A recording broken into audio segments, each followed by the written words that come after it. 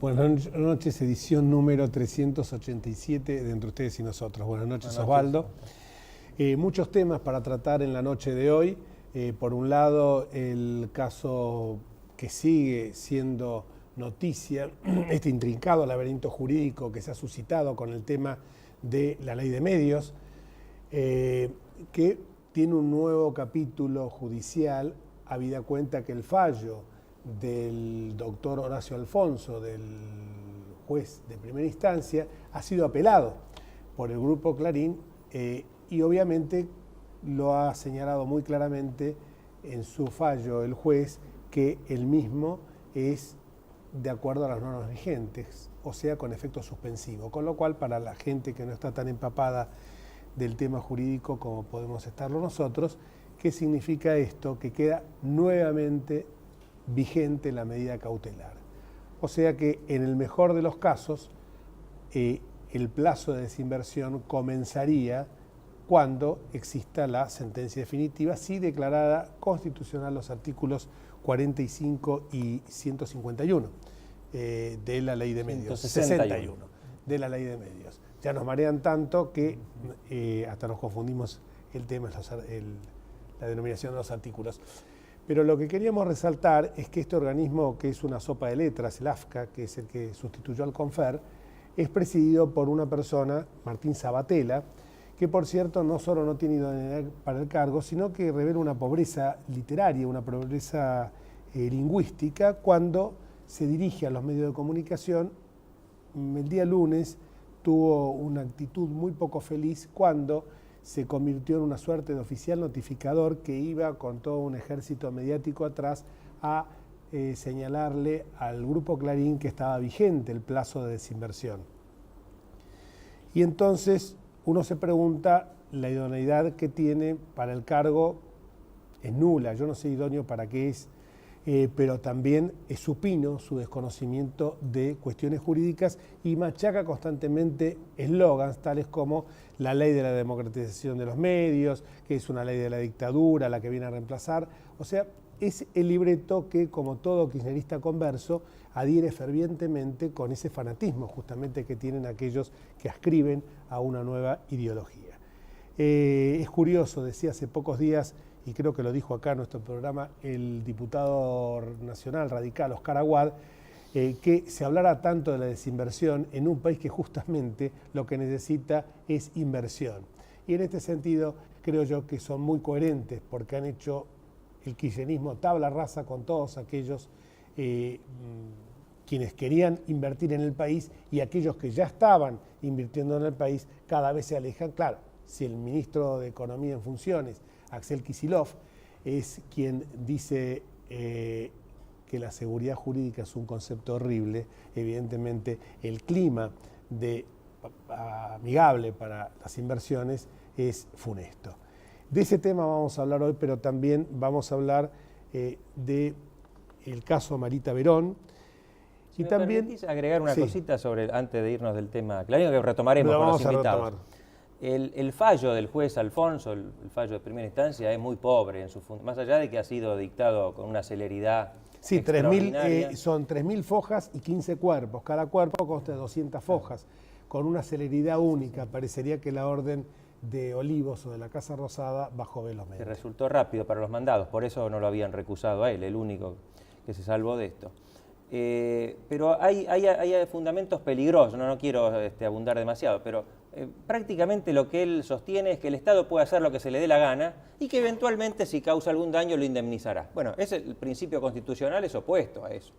El sentido constitucional de la propiedad, lo hemos dicho aquí muchas veces, va mucho más allá del derecho real de dominio y se comprende cualquier derecho de carácter patrimonial, entre ellos los derechos derivados de las concesiones, de las licencias, de los contratos. Por lo tanto, vulnerar un derecho de propiedad de quien tiene una licencia otorgada por el Estado no es algo que pueda hacerse libremente y discrecionalmente. Es algo que podría ocurrir en algunas circunstancias muy fundadamente por parte del Estado y con, como lo dice el 17, porque se trataría prácticamente de una expropiación, con indemnización previa, que aquí no está en la ley. Pablo Tonelli, diputado nacional. ¿Cómo te va, Pablo? Gracias por venir al programa nuestro. Gracias Quiero por invitarme. acotar algo, porque antes del programa estábamos hablando con Pablo y le íbamos a denominar a Sabatella, a Martín Sabatella, il postino. Y Pablo, que se lo estábamos comentando, dijo, me parece que es una ofensa para los nobles carteros. Y tiene razón, es una ofensa para quienes llevan la correspondencia. Te quería decir esta acotación para evitarte. Pablo, primer temita con el que queremos iniciar esta charla contigo, el tema del estado en que se encuentra la ley de medios y cómo lo ves vos esto en una situación mucho más macro, que es conculcar las libertades individuales que hace este gobierno. Bueno, la ley de medios está nuevamente suspendida en su aplicación como efecto de la apelación concedida por el juez Alfonso. Porque además está clarísimo a esta altura del partido que a Sabatella, a la AFSCA y al gobierno lo único que le interesa es que desinvierta Clarín, no el resto de los medios. Porque es llamativo que el resto de los medios que no están amparados en ningún juicio ni en ninguna cautelar, que tienen obligación de desinvertir, el gobierno generosamente les prorroga los plazos y dice, no, mire, si no desinvertir Clarín, usted no desinvierta, siga tranquilo.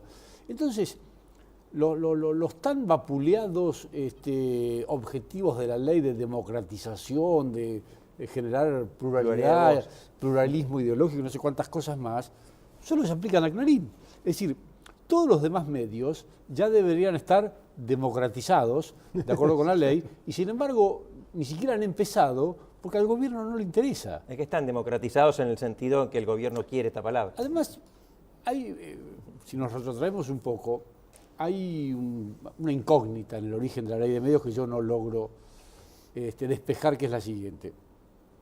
Néstor Kirchner tenía una excelente relación con Clarín. De hecho, era público y notorio que se reunía con Mañeto frecuentemente y conversaban de política.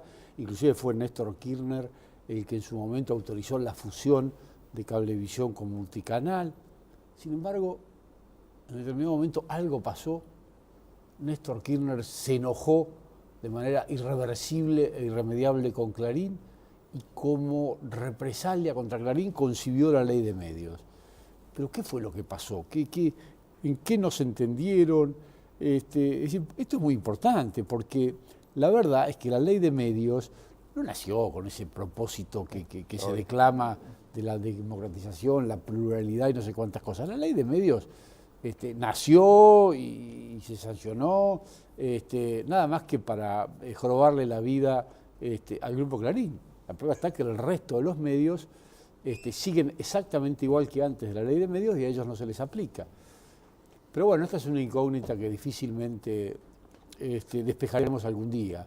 Esta destrucción permanente que se está haciendo de las instituciones del Estado de Derecho se vincula también con la frase poco feliz. Pensar, Osvaldo, que en una oportunidad la señora Bonafini dijo, y no nos animamos a repetirlo, que los jueces eran todos unos turros. Ahora lo podemos decir, porque después de que dijo que la Cámara era una mierda, me parece el joven Juan Manuel Abal Medina,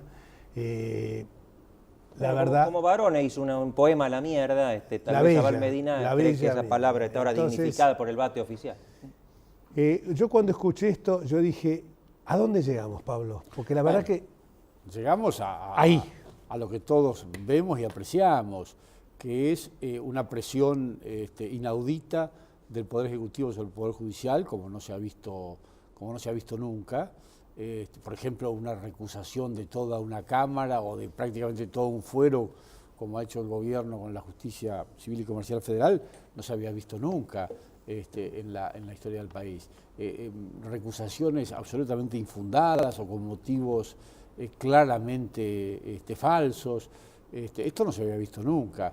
Y bueno, y lo que dijo Abal Medina no es más que un eslabón más de esta cadena de atropellos hacia el Poder Judicial, de avances sobre la independencia del Poder Judicial, para que el Poder Judicial no resuelva con tranquilidad, con ecuanimidad y con equilibrio como corresponde, sino que lo haga bajo la presión y bajo el apremio que el gobierno le genera para que resuelva a favor del gobierno. Lamentablemente esto es muy malo, porque esto que empieza para perjudicar a Clarín, y que entonces mucha gente dice, bueno, a mí si a Clarín esto lo joroba, no lo joroba, si pierde plata o no pierde plata, la verdad que a mí al final no me interesa, pero esto que empieza con Clarín, después sigue con los demás diarios, sigue con la radio, sigue con la televisión, sigue con la propiedad privada, y un buen día cuando nos queremos acordar, nuestros derechos, nuestras libertades han sido avasalladas por el poder, por el gobierno de turno, y cuando reaccionamos es tarde, y ya hemos perdido eso, que es nada menos que lo más preciado que tenemos, la libertad y los derechos que la Constitución nos garantiza, ¿no? Y dentro de esta... Sí, porque no quiero contar algo porque... No, seguí. No, ¿sabes lo que pensé en este momento, Pablo? En tu padre.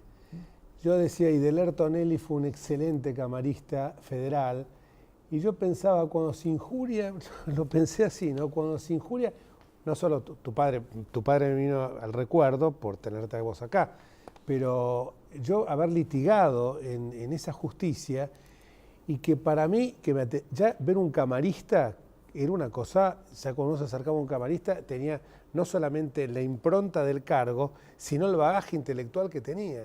Y hoy, ¿cómo se los denosta a todos? Que hoy también, por supuesto, hay camaristas brillantes también, pero ¿cómo este ataque? Sí, se trata de enlodarlos. ¿Cómo se trata de enlodarlos? Y que se diga eso de la justicia federal, parece horrible. ¿No? Bueno, de las carreras es un brillante juez que viene de aquella buena época de la justicia, en la que los jueces tenían personalidad, tenían independencia, actuaban a conciencia. Ricardo Recondo también, por supuesto. Allí en la justicia federal y civil y comercial quedan todavía muchos buenos magistrados de las buenas épocas en que la justicia no solo era independiente, sino que además sus integrantes eran gente que conocía, que sabía derecho y que conocía el oficio, ¿no? De las carreras es descendiente del que fue el primer presidente de la Corte. Claro, el primer presidente, creo que es Francisco de las Carreras. Creo que es bisnieto. Bisnieto, tataranieto.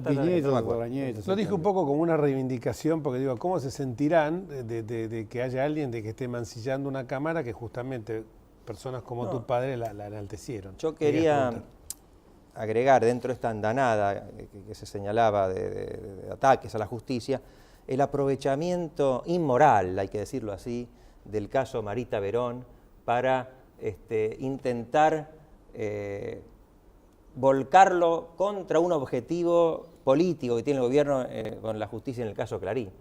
Bueno, fíjense que en el caso de Marita Verón, en el cual por supuesto todos lamentamos que el tribunal tucumano haya fallado como falló, pero fíjense el uso que la presidenta, el uso mediático que la presidenta hace de la sentencia, inclusive para intentar poner al Congreso en mora frente a la sociedad, cuando el Congreso no está en mora, porque la ley de trata ha sido aprobada hace ya como 3 años, está vigente, rige, es una buena ley, y lo que está en discusión en el Congreso y que seguramente mañana vamos a tratar y aprobar en la Cámara de Diputados, es una modificación, no es la ley en sí misma, es una modificación que en alguna medida, en algún aspecto, perfecciona la ley, clarifica algún concepto, más allá de que crea un organismo burocrático que no me parece muy razonable, integrado por mucha gente, pero el Congreso no está en mora, la ley está vigente, y en todo caso, si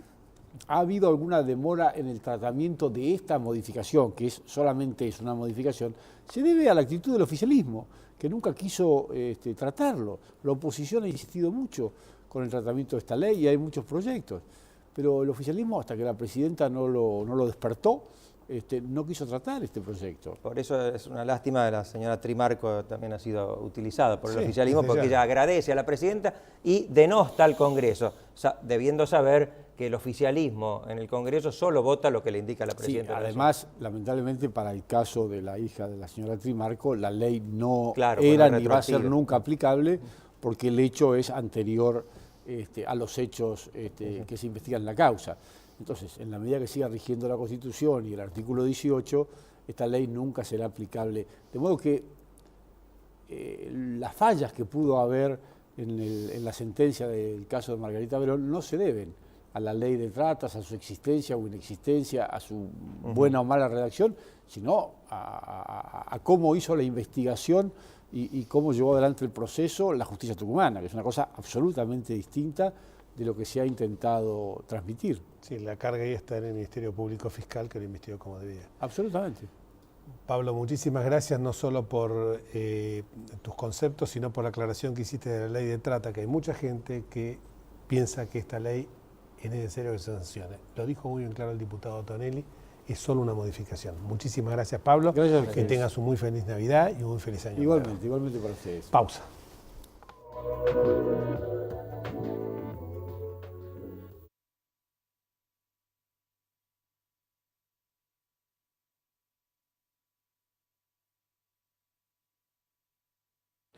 Estudia con los que saben.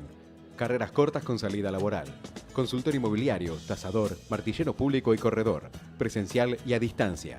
Instituto de Capacitación de la Cámara Inmobiliaria Argentina. www.isi.edu.ar.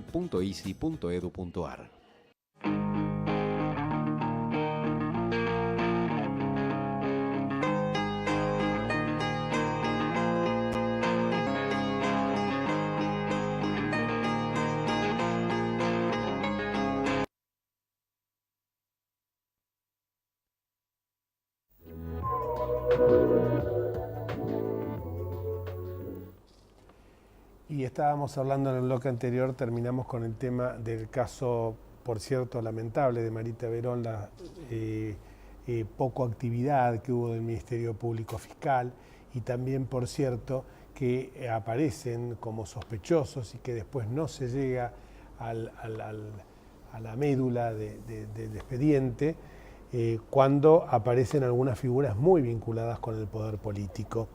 Y es bueno decirlo, que la presidenta criticó y se valió para criticar esto a la justicia federal. Pero no nos olvidemos que este caso no fue de resorte federal, fue el caso resuelto por una justicia designada por jueces, por un gobierno con una fuerte impronta kirchnerista. Y en muchos casos uno de los camaristas es primo del actual ministro de Gobierno de Tucumán. ¿Qué es lo que pasa? Han reproducido el mismo esquema de Santa Cruz en Tucumán. Quieren quieren de esta manera enlodar a la justicia federal por el tema del caso Clarín, valiéndose, aprovechándose, a mi juicio, realmente, tristemente, muy de baja estofa, porque se están aprovechando de una madre y de una hija que han perdido a un ser querido. Gerardo Milman, gracias por acompañarnos en el programa. Buenas noches. Gerardo, buenas noches. Estábamos hablando de este tema, de Marita Verón, y bueno, vamos a seguir hablando de con el tema de la ley de trata y cómo vos has visto este proceso que se desarrolló en la provincia de Tucumán. Bueno, lamentablemente nosotros, como lo escuchaba el diputado Tonelli en el bloque anterior, podemos, inclusive lo que va a sacar hoy, o que sacó hoy con dictamen para que mañana votemos en la Cámara, un perfeccionamiento, pero desde nuestra perspectiva hay más cosas para decirlo. Por ejemplo, uno puede fijarse las penas.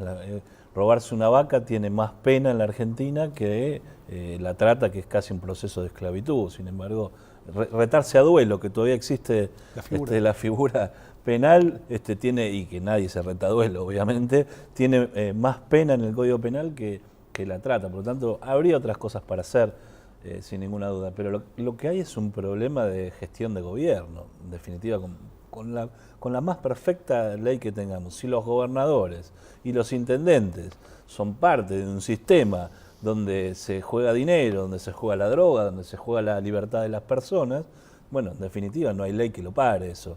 Y hay muchas provincias, lamentablemente, en la Argentina que todavía son feudales, y Tucumán no escapa a eso, lamentablemente, muchas provincias del norte argentino. Recordemos el caso de María Soledad, en Catamarca, hace unos cuantos años, tampoco tuvo una sentencia favorable tan simplemente. Algunos fueron detenidos, recuerdo Luque, pero algunos otros hijos del poder, como se le dice en esas provincias.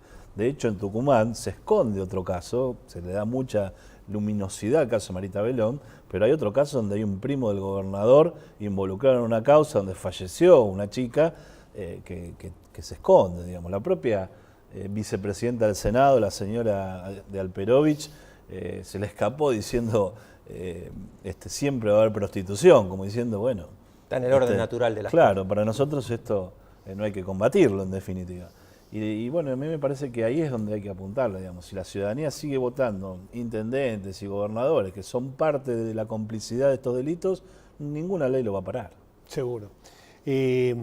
¿Cómo recibiste este nuevo fallo, o mejor dicho, el acogimiento de esta apelación por parte del juez Alfonso y que suspende nuevamente la aplicación de la ley de medios? Sin sobresaltos y sin sensacionalismo, porque yo lo veo cada vez que tiene una medida judicial o la apariencia de una medida judicial, digo, a favor lo veo al diputado no renunciado Sabatella al frente del AFCA. Diputado no renunciado. Y sí, porque la verdad es que debería haber renunciado. Falta de ética total. Para presidir un organismo que para el gobierno resulta tan importante como es el que aplica la ley de medios, y no deje su banca es porque tiene el temor de que si le sale mal tenga que volver al Congreso y se quede sin sueldo, claro. Un temor por ahora que es bastante fundado. Porque le estás... Y por eso, pero bueno, de hecho hay un propio antecedente que es el que estaba antes de Sabatella, era un diputado nacional electo hace pocos días, vinculado al vicegobernador de la provincia de Buenos Aires, Mariotto,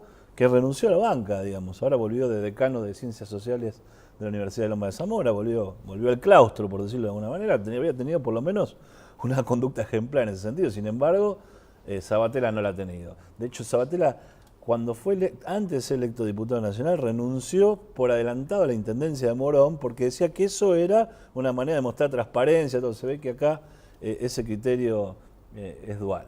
Por eso lo digo sin sensacionalismo, sin estridencia, porque es parte del proceso judicial, digamos. Sí, no podía haber hecho otra cosa. Está escrito en los códigos, entonces la verdad que es sorprenderse por lo que está en los códigos, digamos, y a mí no me genera una cosa, todos sabíamos que esto era así, digamos, el que ha leído algo, y hasta el propio Sabatella, pero está tan forzado a sobreactuar, a ser de notificador en el día de ayer. Quisieron inventar un 17D después del fallido 7D. Este ha sido un gobierno que festejó los 29 años de la democracia el 9 de diciembre, cuando correspondía festejarlo el 10. Todo es raro, todo parte de ese relato que siempre decimos que tiene este gobierno. Después dice, por ejemplo, esta es una ley de la democracia. Bueno, las leyes de la democracia están sujetas a el viso de constitucionalidad. Si nosotros, todos los legisladores, nos pusiéramos de acuerdo y resolviéramos, bueno, vamos a hacer una monarquía en la Argentina y votamos el 100% de senadores y de diputados y decimos, bueno, el diputado fulano va a ser conde, el diputado mengano va a ser príncipe, la diputada no sé cuánto va a ser duquesa. Es inconstitucional, por más que el 100%, digamos. Y ha pasado con leyes que al gobierno no le ha gustado y han salido del Congreso, la ley del 82% móvil para los jubilados. La presidenta la vetó. Y también podríamos haber dicho, es una ley del Parlamento, es una ley de la democracia, la vetó. Y afectaba intereses y está en la Constitución Nacional que los jubilados tienen ese derecho. Bien. Hay fallos de la Corte que dicen que los jubilados tienen ese derecho. Cualquier jubilado que se come los años que le llega y si sobrevive termina ganándole el juicio al ANSES. Y sin embargo no hay ley de la democracia. Entonces hay un doble estándar para todo que es muy malo para las instituciones. Los argentinos siempre cuando se habla de las instituciones dicen, bueno, ¿qué es eso? ¿Qué es las instituciones? A mí me importa si me va bien económicamente, si no me va mal. Nos acordamos de las instituciones cuando nos va mal económicamente. Y la verdad cuando uno ve países similares desde el punto de vista de la composición geográfica, las riquezas naturales, y dice, ¿por qué le va bien a ese país? Y porque tienen instituciones. Digamos. Entonces, en la medida que los argentinos no valoremos esas instituciones, vamos a seguir a los ponchazos. Y esto no es derecha e izquierda, Gerardo, porque toman ejemplo de Uruguay, Brasil y el de Chile. O sea que no se trata de un problema de izquierdas o derechas, se trata de un problema de respetar el marco normativo. Bueno, la Constitución Nacional es como cuando vamos al fútbol, tanto nos gusta ver el fútbol, y hoy se publicó en el boletín oficial que aumentaron este año el 82% del programa Fútbol para Todos, digamos, ¿no? De lo presupuestado a lo ejecutado se aumentó un 82%. Digamos. Cuando uno va a un partido de fútbol, uno se pone de acuerdo, digamos, los goles se hacen, mis goles se hacen en tu arco, los tuyos en el mío, si la agarro con la mano se cobra una infracción, si hago foul también. El referee es un tercero neutral. Ahora después si uno de Boca, de River, de Independiente, de Racing, de San Lorenzo, eso es otra discusión, digamos, a lo que nos tenemos que poner de acuerdo a qué jugamos. Y el problema es que este gobierno cree que la puede tocar con la mano, que puede escupir al árbitro, que le puede pegar una trompada al arquero del otro, y que todo eso vale si lo hace el gobierno. Lo que genera también para la oposición una debilidad, porque pongamos la analogía que vos hacías de los equipos de fútbol. Vos sos la oposición. ¿Qué haces? ¿Le pones el dedo en el ojo, agarrás la pelota con la mano o seguís jugando con la regla del fútbol? Tenés que seguir jugando con la regla del fútbol. Obviamente, porque eso es justamente ser distinto, digamos. Claro. Si yo hago lo mismo, Claro, digamos, para ganar, en definitiva, soy más una variante de lo mismo, digamos. Y la verdad es que puede ser un proceso más largo. Es probable que pueda ser un proceso más largo, menos cortoplacista, si se quiere, pero me parece que es el mecanismo, generar una cosa diferente, inclusive en las formas. Muchas veces las formas son una cuestión de fondo. Y Seguro. en este caso, me parece que está clarísimo que es así. Hablamos de las presiones sobre el Poder Judicial y también esas presiones, o mejor dicho, ese alineamiento automático se produce en el Poder Legislativo.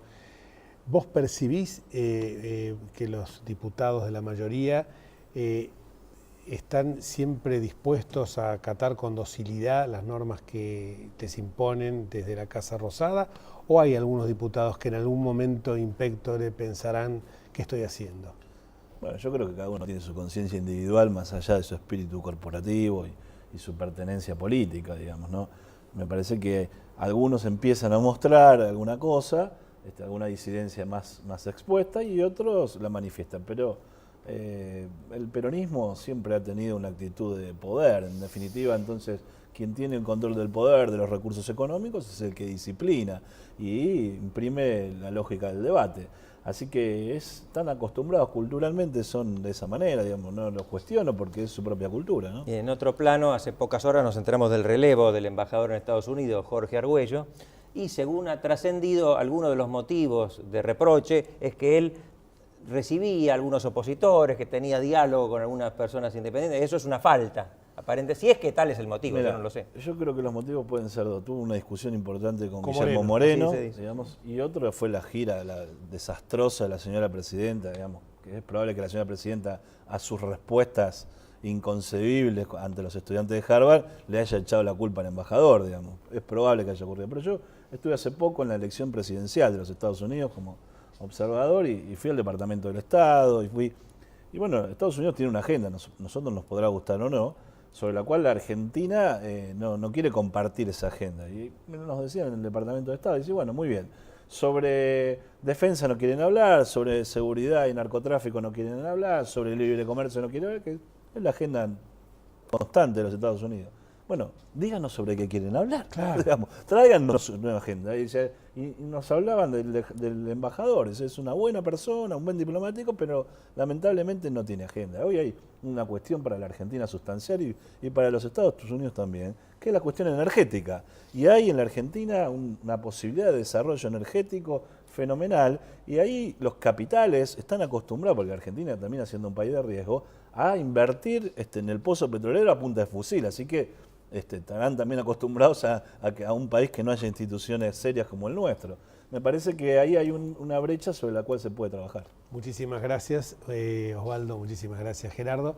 Y lo que acaba de decir el diputado Milman es muy cierto, porque realmente Jorge Argüello recibía en su embajada, y me consta, a opositores o a independientes. Si ese es el pecado por el que pagó, el ser separado de su cargo es bastante triste para nuestro país.